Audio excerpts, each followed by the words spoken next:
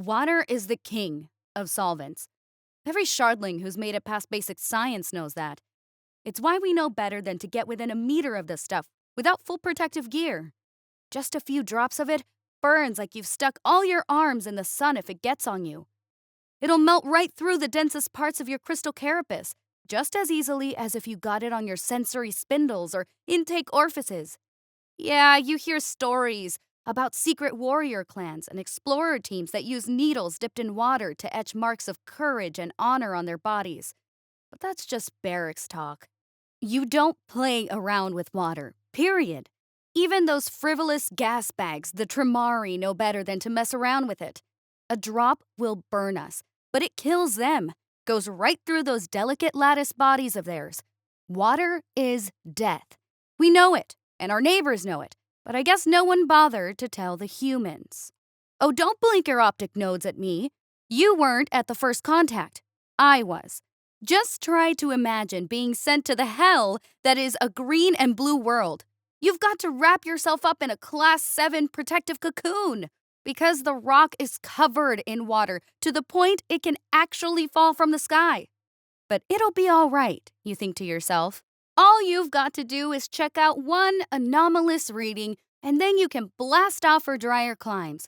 So you get out of the needle ship, along with your 3 fellow scouts, barely able to move in your cocoons, but knowing that they are the only thing saving all 4 of your feet from the hundreds of puddles everywhere. So you're moving at a crawl, every step made with care and caution, ever mindful not to take any action that might tear or breach the cocoon. And then you crest a hill to see a vast, rolling pool of clear blue liquid death with these creepy 4-limbed things splashing around in it like it was a Christ dust. Yeah, that's how we found them. The humans. They call it swimming, where you voluntarily strip off all your protective gear and jump into large amalgamations of water. Then you just move around in it. They don't get hurt by it. They find it fun. Oh, you think that's insane? I heard from one of the science boys that not only do they enjoy prancing around in water, they need it to survive. Their bodies are filled up with that nightmare fluid. So don't ever get in a brawl with one. You manage to break that bulby thing they call a nose, and you're gonna suffer some burns when that inner liquid gets on you. Anyway, Kryithleth immediately thinks they're dying and starts stumbling towards them with a medkit. I try to grab her with my upper arms before she can do something dumb, but she's always been quicker than me. She's in clear view of the aliens before I can tell her what I saw with my long-range optics. It's one strange cosmic coincidence that for as different as the humans and Terex are, we share one thing in common. We both smile. Oh, it's a strange sort of smile, all blunted calcium formations to our dazzling sharp grins, but you can tell it's the same thing, or at least I could. Cry charges down the hill, barely missing a handful of jagged rocks that would have torn her cocoon wide open and exposed her to the air, but her luck holds. The humans stop smiling and rush out of the water when they see her. I can imagine what they were thinking. Out of the blue comes a living hunk of crystal wrapped up in metallic mesh. It's stomping towards you on 4 pillar-like legs with another 4 arms frantically waving alien machinery. We were lucky these human scouts were foolhardy. By the time they'd reached their gear, Cry had finally noticed that the water was simply rolling off their spongy, oddly soft bodies. They weren't being dissolved at all. She stopped dead in her tracks as the rest of us moved slowly forward in what we hoped was a peaceful manner. The humans were hastily donning suits of their own. Some of them grabbed weapons, but they slowed down once they realized we had stopped moving towards them. A good thing, too. I don't relish fighting an enemy with water running through them. Not that I knew that at the time. It took some work to calibrate our respective translators, but eventually we got it done. Turns out their ship was the anomaly we picked up. To us, this was a frontier world, mapped but useless, covered as it was in blue doom. To the humans, it was prime real estate. They were there to scout out the planet in hopes of colonizing it for their federation. The humans always seek out planets with water. Remember, they actually need that stuff to live. That's why our diplomats get along so well with them. They want worlds filled with liquid death, while we're all too happy to find a nice, barren rock to build our lattice cities on. I'd have been happy never to see one again. Just the thought of a living, talking, walking bag of melt juice coming near me gave me the crinklies. Guess in the past cycle, I was one bladed shard, because out of all my scout team, I'm the one that got assigned to the ambassadorial spindle ship as a special advisor honor guard. You're finding this hard to believe, but the ambassador believed me even less when I met with him. We talked at length before the mission began. He invited me into his fancy office decorated with stalactites carved by famous crystal shapers, and offered me a few opals to eat from a dish made of genuine Tremerian petrified wood. I could immediately tell he had years of experience as a diplomat, because he never outright called me a liar, just suggested I may be misremembering things for dramatic effect. The humans had been quite talkative about their home. I guess they missed it as much as I missed Terexia. They went on and on about the fresh air, the huge blue oceans, and the abundant greenery. They talked about how they had hundreds of species living on their planet. They talked about how they missed freshly cooked food and strong drink. Drink! I can't believe I forgot to mention the most unbelievable part. These humans, they would periodically ingest water or water-based compounds directly. I couldn't help but ask. The oceans? All made of water, of course. The species? All like them. Nearly all life on Earth was partially made of water. They weren't an oddity that rose to evolutionary dominance because of a freak trait. Everything on the planet had water in it. I asked if water had ever killed a human, and I felt a little at ease when I heard that yes, it had, but only when it clogged their respiratory systems. Tainted water could also kill them, but that wasn't because of the water, but because other chemicals had sullied it. Otherwise, water was everywhere, used for everything. One of the humans even told me it was their most common resource. I was a bit hung up on the subject, I admit. I relayed all of this to the ambassador, who offered me a crystalline smile and told me he had checked the coordinates the humans had given me for their homeworld. He said it had been surveyed centuries ago by our first attempts at long-range scouting. The historical first-generation Reiki-class sensor probes. Just before its systems had completely failed and it had disintegrated into space debris, probe number 2295 passed by a planet with an atmosphere rich in nitrogen. The location given was roughly the same as this Earth the humans spoke of. The probe had detected no liquid water during its brief pass over the planet, but it had detected scattered vapor in the atmosphere. The ambassador said it was clear that the humans had been exaggerating to make themselves seem fiercer to an alien entity. Given what the probe found, it was likely the humans had some sort of resistance to water from the vapors present in their planet's atmosphere. Likely they could survive several minutes, maybe an hour of contact, before suffering ill effects with liquid water, and that is what I saw. However, there was no way they could be completely immune or even dependent on the substance as I had suggested. It would fly in the face of hundreds of years of Tarek's biological science. I wanted to tell him just to look at the medical data before I realized we didn't have any. Everything my team knew, we knew from talking to the humans. We had literally only just met. There had been no formal exchange of scientific literature that was yet to come. The only files we had received was a list of communications options and what we needed to know for the diplomatic mission. We didn't have the faster-than-light communications technology the humans had, and the humans surveying that watery planet were long gone, on their way home to deal with their own ambassadors. I wondered idly if perhaps their head scout wasn't trying to explain to his overly moistened boss how he had met a race of perfectly dry aliens that were scared of what they swam in. The thought gave me some comfort. The ambassador assured me that everything would be fine. He had chosen our finest build teams, who would take with them the most durable of our crystal seeds to construct our embassy with. Extra protective cocoons would be issued to everyone, of course.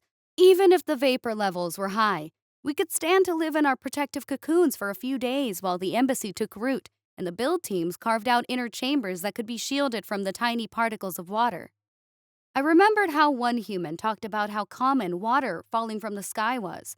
The planet we'd met on reminded him of some place called Seattle. I shuddered, and once more tried to explain that things wouldn't be that simple. The humans had deliberately surveyed a planet with ridiculously high levels of water for colonization.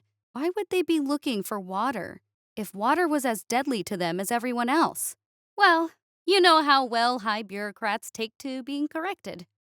The crystalline smile cracked, and I was sent back to my chambers to get ready.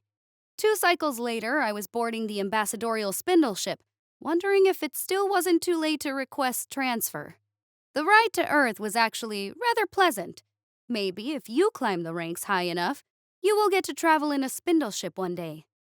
After 3 tours sharing quarters on a cramped needle ship, having a chamber to myself made the whole ordeal almost worth it.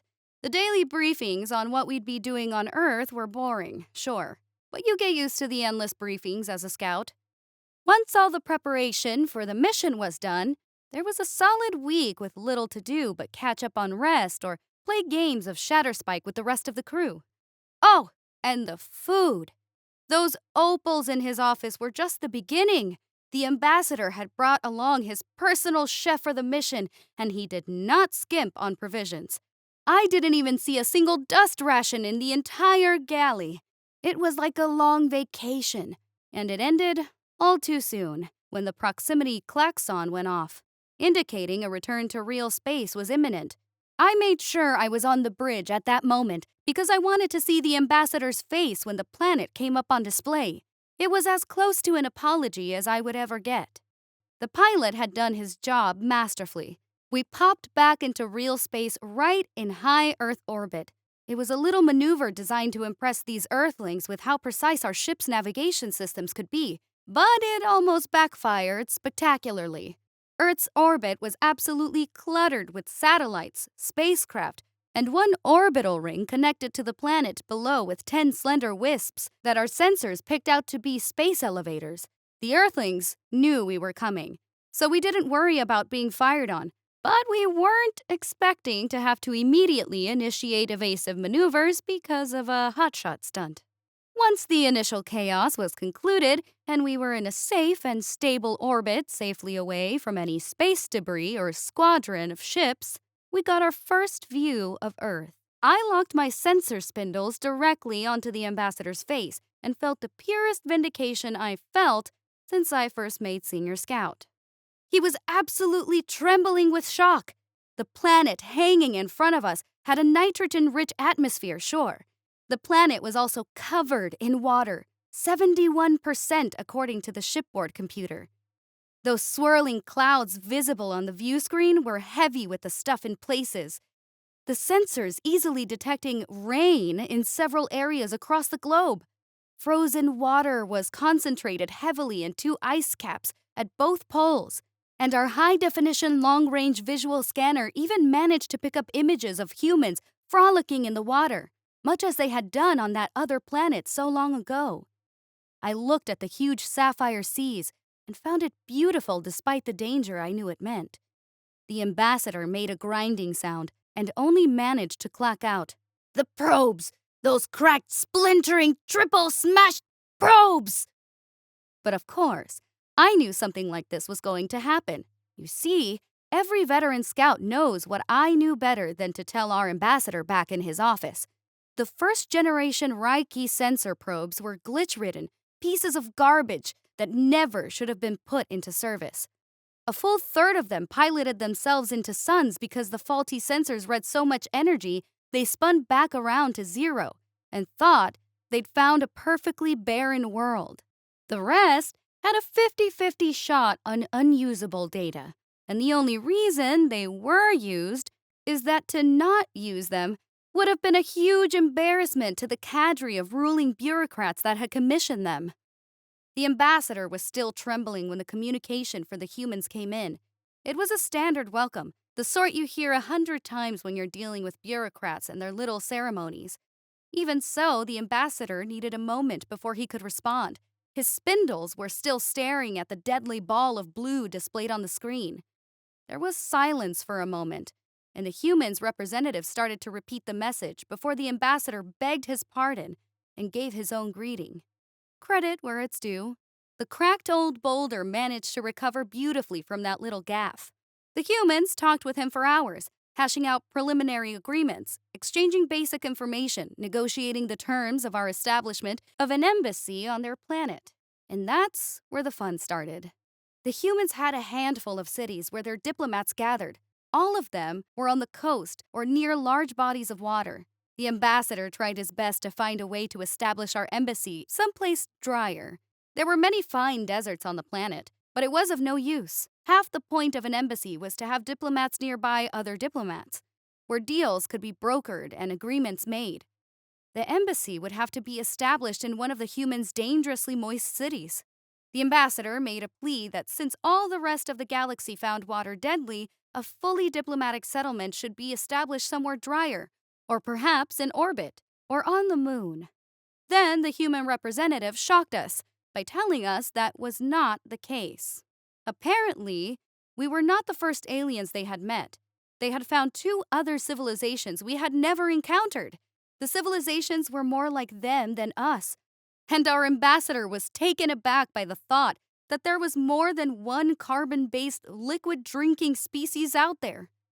Part of me wanted to ask him about those hundreds of years of Tarek's biological science he mentioned back home. The rest of me didn't fancy being thrown out of an airlock. The first of these new aliens were the Verks.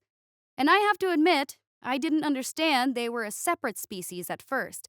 They seemed to me to be exactly the same as the humans. Fleshy, watery bodies, calcium deposits for teeth, a mat of tiny threads called hair. Only later, at another mandatory briefing, was I taught to look for minor differences, like the number of fingers, eyes, and the shape of the ears. This was also when I learned that humans came in many colors, but not blue, green, or purple, which were Verk only. These Verk were slightly more agreeable to be around because they also were not all that fond of water. Although they shared the humans' immunity to it, and even though their biology was based on it, the Verks had evolved on a series of planets that were much drier than the one we were trying to build an embassy on. I almost envied the diplomatic team that got assigned to their desert home, an endless expanse of sand and shining metal cities, where all the water was safely underground and tapped by wells we'd never have to see. The Verks seemed to envy how their human hosts were so comfortable with water. An interesting quirk of Verk biology made them completely incapable of swimming. They all sank like stones. I'd still take sinking over melting, but I wasn't going to tell them that. Moody lot, those Verks. The second alien species the humans had encountered were the Tolot, and these confused me greatly. At first glance, I thought perhaps we found fellow crystalline life forms on this damp rock, but this was not so. While their bodies were properly hard instead of fleshy, this was because of a thick exoskeleton that protects a truly grotesque inner system of goo-like organs. The Tolot were not immune to water like the Verks and humans, merely resistant, thanks to their exoskeleton. They were also resistant to idle conversation, because that is all I ever learned about them. One by one, the ambassador's efforts to locate our embassy somewhere more hospitable failed until we accepted the inevitable. So it was that I found myself wrapped up in another protective cocoon and sent down with the build teams to construct our crystalline embassy a mere few miles away from the substance that could destroy us. The ambassador remained aboard the spindle ship with most of the crew. I argued that as a part of the honor guard, I should be there with him. He replied that someone needed to guard the builders in case of trouble, and his remaining 5 guards were more than sufficient to protect him aboard his own ship. I couldn't help but wonder if I was being punished for being right. Guard duty was okay at first. I just stood still like a stone at the perimeter and waved away any curious onlookers. That is to say, I waved away any curious onlookers that got past the security cordon the humans already put up around our construction site. I couldn't decide if it was consideration for our workers or paranoia about our ambassador that made them do it. But I was just glad to have it. It made my job very easy for the first few days. Then I found out what a dog was. You remember how the humans talked about hundreds of water-loving species on their planet back when I first met them? Well, dogs were one of their chief co-conspirators. Apparently, dogs had been with humanity for thousands of years, serving them faithfully in any number of roles. They were a common sight in most human cities, and the security cordon was probably made to stop other humans from making a mess of things. No one probably noticed the little dog slip through, at least not until he approached poor Gurk Illid in the middle of planting a foundation crystal. I can still see it. The dog trotted along on four legs, didn't even come up to Gurk Illid's first joint. He made an odd sound. I was told later it's called a bark, and walked up to Gurk Illid, who carefully put down his crystal and looked at the little animal. The dog didn't seem afraid in the slightest. Maybe we were so different from everything else on the planet, it didn't think we were alive. Maybe it was so used to being safe in the city, it didn't register danger anymore. Maybe it was too darn friendly. Anyway, Gurkilid stares down at it, and it starts licking his leg, its tail wagging in the way I'm told indicated it was happy. Gurkilid just lets it lick, curious to see this alien life form up close. Then the little dog's tongue drags across a tiny little tear in Gurkilid's protective cocoon, one he probably didn't even notice as he was working. Remember, all the beasts on Earth have water running through them. They can hurt you without ever meaning to. Gurkilid screamed in pain and stumbled back, the dog's tongue having dissolved a small patch of exposed carapace. The little dog yipped in fear and scrambled away out of sight, several human soldiers charging in with weapons raised, searching for some terrorist or criminal that wasn't there. The other workers panic and drop their tools, nearly bowling me over as they try to get behind me for protection. I shouted as loud as I could, "It's just an animal, you massive pebbles! Now get out of the way!" As a scout, I had some medical training, and I doubted human security knew how to patch a Terex wound. I made it to Gurkilid pretty fast and checked his injury. It was not bad, but it looked very painful. He'd probably be good to work in a day. But this was our first injury from an Earth animal. The ship's doctor calls down to put him in quarantine almost immediately. I try to explain to the doc that without an embassy, quarantine is going to mean back aboard the ship. I can almost hear a fight in the background between the doctor and the ambassador before I'm told to double wrap with another protective cocoon. Then escort Gurkilid to the infirmary for treatment and observation. I thought moving around in one cocoon was bad. Double wrapping made me remember something the humans showed me one night. A horrid picture story about a corpse staggering around in tight ancient bindings. But none of you will know what I'm talking about if I say I felt like a mummy. Gurkilid didn't get sick, of course. Despite the ambassador's paranoia, carbon-based microorganisms can't do anything to us, and our sicknesses can't do anything to the humans. The doctor still recorded everything since at least we got some information on hazardous animals out of the incident. I just kept thinking of all the humans I had seen playing with those animals everywhere else in the city. Any Terex daring to leave the embassy would be in danger of a painful licking at any given moment, or worse. All animals on Earth were hazardous. All of them. Why? Because, like I said earlier, every single damn one has water in it, even the small insects. One day, there wasn't a cloud in the sky, so some of the workers took off their protective cocoons. I saw one worker swat a little bug called a fly, and the residual goo it left smeared on him had enough water in it to give that pebble head a nasty little carapace divot. After that day, all of them always kept their protective cocoons on. I remembered my thoughts on the ship. Earth was beautiful, but deadly. I was told later that human security caught the little dog and took it away for observation. I guess doctors think with the same brain no matter what the species. However, unlike Gurkilid, I heard the dog got very sick. Apparently, while our carapaces can be dissolved with ease by earth animal drool, the resulting liquid is rather toxic. Luckily for both the dog and Gurkilid, the dog only licked him a little. Both managed to make a full recovery. I didn't tell Gurkilid about the dog, though. He'd feel even worse if he knew he made some poor dumb animal sick when it was just trying to be friendly. But maybe he should have thanked that little dog, because Gurkilid was still in the spindle ship's infirmary when the rains came. By this time, everyone knew that rain, Water falling from the sky was a thing that happened on Earth. After the incident with the fly and the dog, the build teams took no chances. Their protective cocoons were ready, triple checked for breaches, and waiting to deflect the falling water whenever it came. Of course, our build teams had not anticipated the sheer amount of rain that could fall on Earth.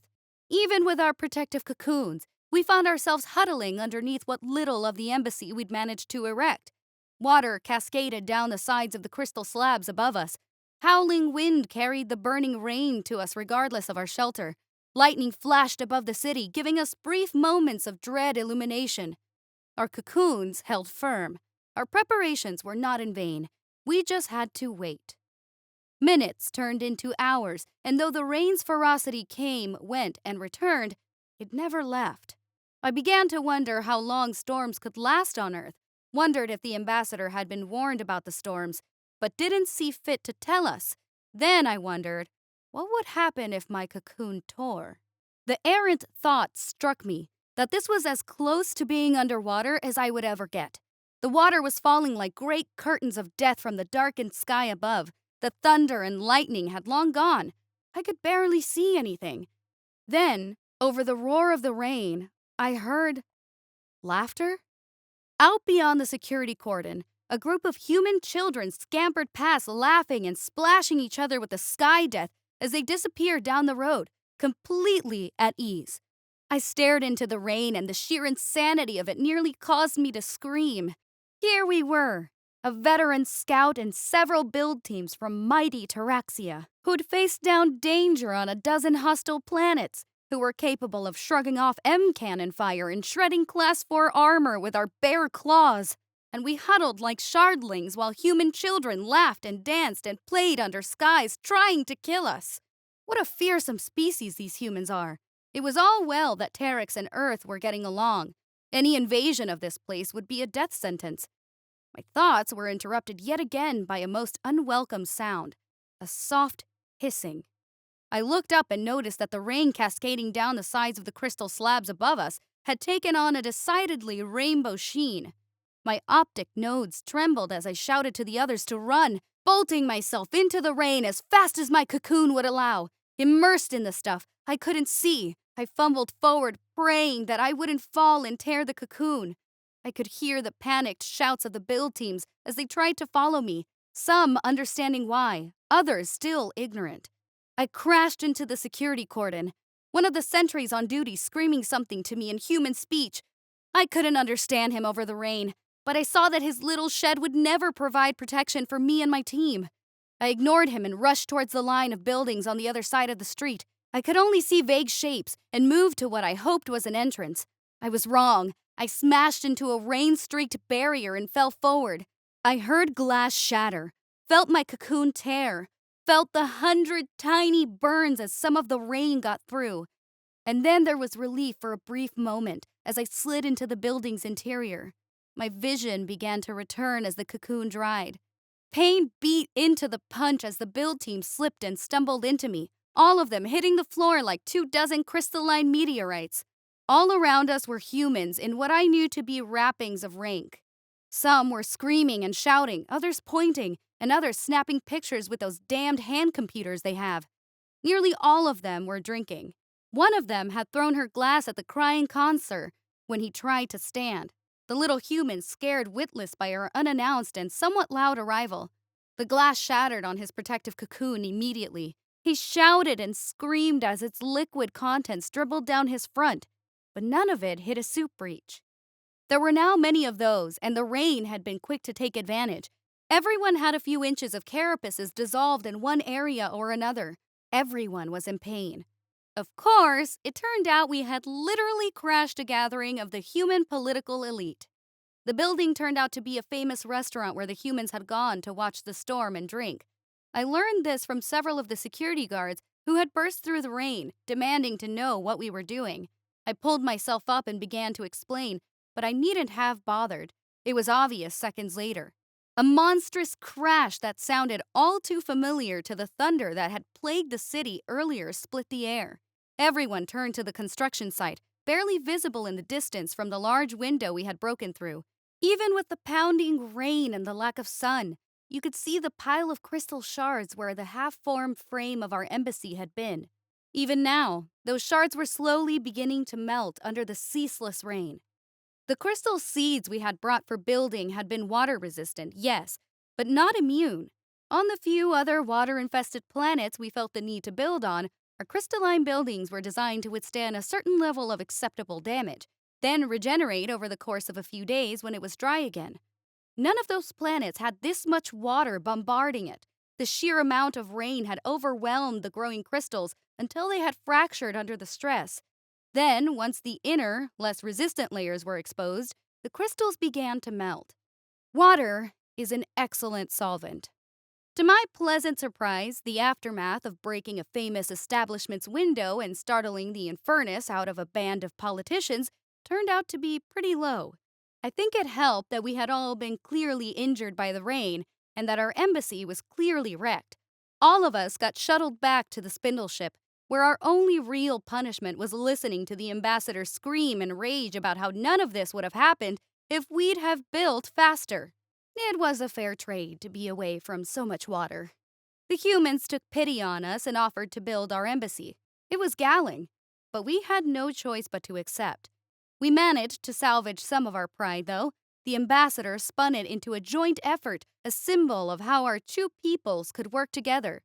The humans would construct the outer shell of steel and concrete, with special shutters over all doors and windows. Once this waterproof shell was complete, we could move in and grow our crystals around the human-built frame, constructing the interior without fear of a second storm. It worked out beautifully, too. The inside of the new embassy felt like you're back on Terex. All crystal walls and furnishings, with the only metal being from the latest generation of machines the engineer teams have churned out. Even so, every time it storms, I head for the deeper levels of the building, the inner chambers where you just can't hear the water hit that outer shell no matter how hard it tries. The chance of another close call were slim to none, but I just didn't want to be reminded I was rolling the dice every day I was there. Dice? It's an Earth thing. Little game with... You know what? Never mind. I'll explain it some other time. As for me, I served out the rest of my term on Earth faithfully, never setting so much as a sensor spindle outside the embassy unless I had to. Despite everything, I have to admit the ambassador ended up doing a damn good job. The series of agreements he signed with the humans were the foundation of our current alliance. We gave the humans a bounty of deadly water-rich planets they loved so much. And in return, they gave us a wealth of perfectly barren rocks to build on.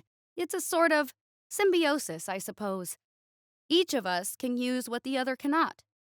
Serving as the ambassador's honor guard did turn out to be a fairly prestigious position. But, prestige or not, the first thing I did on getting home was to apply to be an instructor instead of an active scout. I haven't had to deal with water falling from the sky since, and I haven't seen any friendly little acid-tongued beasts either. No worrying about scared dignitaries dissolving me with their drinks. No nightmares about pipes bursting. Oh, I didn't tell you about pipes? I didn't learn it myself until the humans started constructing the embassy's outer shell. Every human building has water running all around it where you can't see it. A network of pipes in the walls, floor, and ground, carrying water here, there, everywhere. They're pretty well made, so it's not likely any of them will burst and spray the area with water. But it's always a very small chance. For the humans, it's just an inconvenience. For us, it's death. Just a tiny chance you'll die anywhere you go on Earth. Just another tiny chance to add to all the other tiny chances you'll be taking if you go there. Anyway, it was the best decision I ever made.